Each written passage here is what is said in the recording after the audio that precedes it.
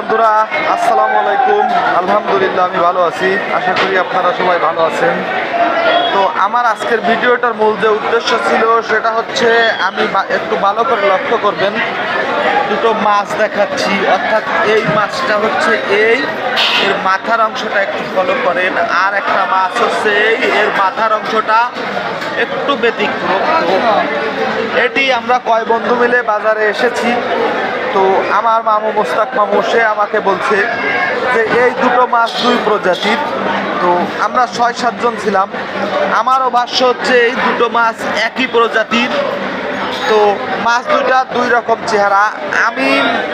আমার মন্তব্য ছিল যে একটি মদ্দা এবং একটি মায়া। আমার মোস্তাক মামু বরাবরই একটু উল্টো চলে।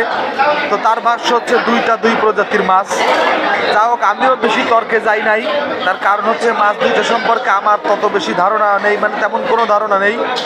তো আমি এই মাছ দুইটার নাম এই মৎস্য ব্যবসায়ীর কাছে জিজ্ঞাসা করছিলাম।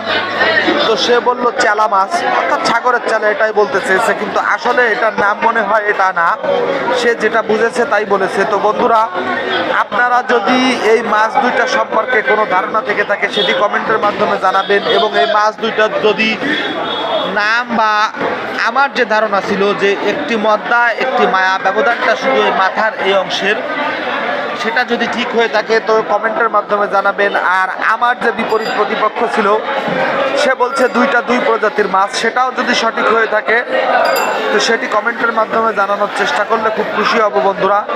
তো আমি এই ভিডিওটা দীর্ঘায়িত করতে চাই না, দেখা হবে আগামী কোনো ভিডিওতে। আসসালামু আলাইকুম।